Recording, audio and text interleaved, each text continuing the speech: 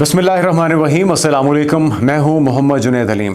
उम्मीद है नाज़रीन आप सब खैरियत से होंगे। जिस तरह कि आप जानते हैं कि इस वक्त पाकिस्तान को सैलाबी सूरत हाल का सामना है और इसकी वजह से बड़े पैमाने पर तबाही हो चुकी है। कोई एक नहीं, इसके अंदर मुख्तलिफ फैक्टर्स कार फरमा है।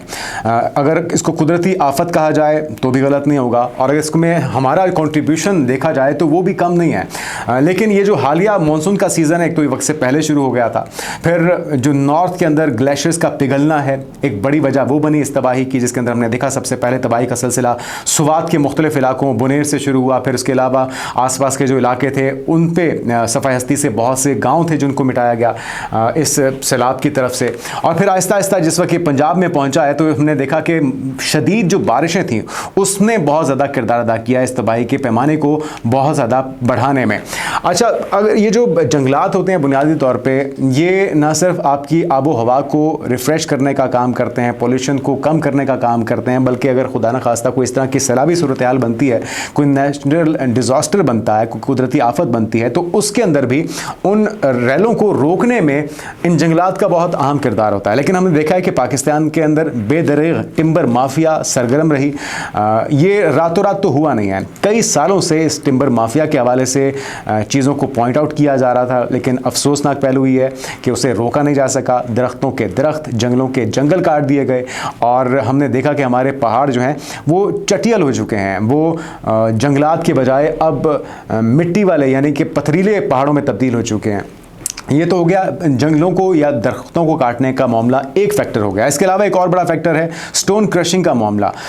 ड्रिलिंग की जाती है, पहाड़ों के पहाड़ ड्रिल करके मार्बल ग्रेनाइट के पत्थर हासिल किए जाते हैं और उन्हें तामीरात के लिए इस्तेमाल किया जाता है, जिसकी वजह से वाइब्रेशन और थरथराहट की वजह से अगर कोई ऐसी सैलाबी सूरत हाल होती है, बारिशें होती हैं या ग्लेशियर्स पिघलते हैं, तो वो पत्थर या वो जो चट्टानें हैं या वो जो पत्थरीले पहाड़ हैं वो बहुत तेज़ी से नीचे गिरते हैं, नीचे वाली आबादियों के ऊपर गिरते हैं और बॉम्ब बन के बरसते हैं। दूसरा फैक्टर ये हो गया। और तीसरा फैक्टर ये था नाज़रीन कि बारिशें बहुत ज़्यादा हुई और रही सही कसर जो है वो भारत ने पूरी कर दी अपने इजाफी पानी को पाकिस्तान की तरफ छोड़ते हुए। एक तो वो इंडस वाटर ट्रीटी को वायलेट कर रहे हैं बर वक्त, और सही इतला वो पाकिस्तान को उनकी तरफ से नहीं दी गई, लेकिन हम सारा मलबा उन पर नहीं डाल सकते। हमने खुद भी बहुत कुछ किया। हमने दरियाओं के, नदी नालों के रास्तों के अंदर इंक्रोचमेंट किए हैं, हमने सोसाइटीज़ बनाई हैं, हमने होटल्स बनाए हैं, और ये सारा जो दरियाई पानी है, जो रास्ता है, अगर आप उसको रोकेंगे तो अल्टीमेटली वो उसी आबादी को निशाना बनाएगा जो उसके रास्ते में आई हुई थी। तो ये सारे वो फैक्टर्स हैं नाज़रीन जिसकी वजह से आज इतने बड़े पैमाने पे पाकिस्तान के शहरियों को तबाही का सामना करना पड़ रहा है। और ये सारा कुछ कुदरत का किया धरा नहीं, इसमें हमारा भी बहुत बड़ा हाथ है। हमारा से मुराद इसके अंदर वो मफाद परस्त लोग जिन्होंने ये सारी, चाहे वो टिम्बर माफिया हो, चाहे वो हुकूमत के अंदर बैठे हुए वो लोग जो कि NOC जारी करते हैं, जिन्होंने होटल्स बनाए, जिन्होंने सोसाइटीज़ बनाई, जिन्होंने चंद करोड़ रुपए के लिए पूरे मुल्क को या पूरे मुल्क की आबादी को, उनकी ज़िंदगियों को, उनकी सलामती को दाव पर लगाया है।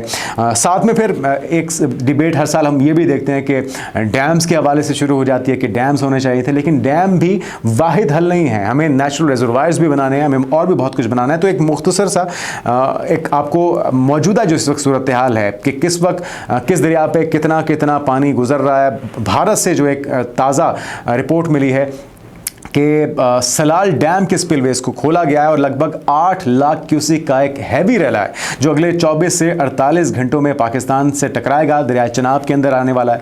और कहा जा रहा है कि पाकिस्तान की तारीख का अब तक ये सबसे ख़तरनाक और भयानक रेला हो सकता है। तो इससे मुतालिक कुछ तफसीलात भी आपके साथ शेयर करते हैं नाज़रीन, और जिसमें सबसे पहले तो ये सामने आ रही है सूरत हाल कि भारत की तरफ से जो डैम में पानी छोड़ा गया है, इसी तरह दरिया रावी की अगर बात की जाए तो तूफ़ानी लहरें इसमें किसी हद तक समेटना शुरू हो गए हैं।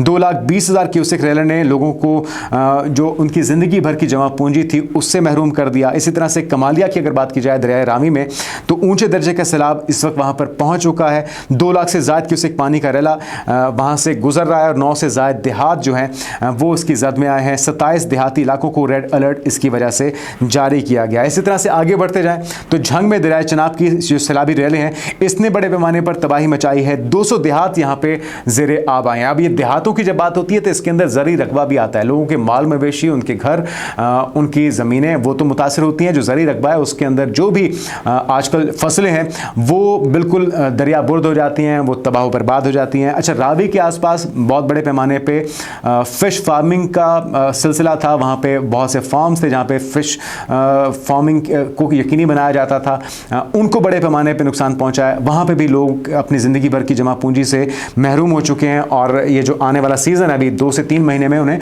मार्केट में पहुँचाना था उस मछली को, चाहे वो जितने भी सी फूड है वो सारा कुछ उनका ज़ाया हो चुका है, जाता रहा है। इसके अलावा नाज़रीन, शुजाबाद में दरिया चनाब का जो सैलाबी रैला है, इसके हवाले से अगर आपको बताएं सूरत हाल, तो ज़मीनी कटाव से फसलें यहाँ पे भी ज़ेर आब आ चुकी हैं। इसी तरह से सैलाब ज़दगान इलाकों से इनखला का अमल आखिरी मरहले में। अब इंतज़ामिया अपने तौर पर कोशिश तो कर रही है कि जो इमदादी काम है उन्हें किया जा सके। कहीं पर उनकी तवज्जो है, कहीं पर नहीं है। जो यकीनी तौर पर बड़े शहर हैं या जो ईज़ी एक्सेस में लोग हैं वो तो नज़र में आ जाते हैं, लेकिन इतने बड़े पैमाने पर लगभग 22 लाख लोग कहा जा रहा है कि से मुतासर हो चुके हैं, बेघर हो चुके हैं।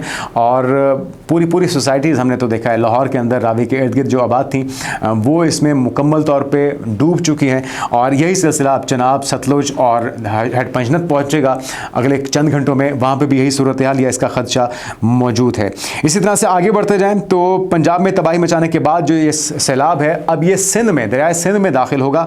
और घोटकी में कादरपुर के मकाम पर दरियाए सिंध में पानी की सतह में मुसलसल इजाफा देखने में आ रहा है। गुज़िश्ता रोज़ वहाँ पे वज़ीर आला सिंध भी पहुँचे हैं, मुराद अली शाह। और हम देखते हैं जो अफसोसनाक पहलू इसमें यह भी है कि फ़ोटोशूट का एक सीज़न शुरू हो जाता है, चाहे वो हुकूमती नुमाइंदे हों, चाहे वो ब्यूरोक्रेट्स हों या फिर वज़राए आला हों, वज़रा हों। वो तस्वीर की खिंचवाने के लिए, अपनी तशहीर के लिए, हेडलाइंस बनवाने के लिए वहाँ पहुँच तो जाते हैं, लेकिन उस प्रोटोकॉल की वजह से इंतज़ामिया के काम में खलल पड़ती है और जो मुतासरीन हैं उन तक बर वक्त इमदाद पहुँचने के बजाय उसमें और ताख़ीर आ जाती है। तो इस चीज़ को भी हमारी हुकूमत को देखना चाहिए।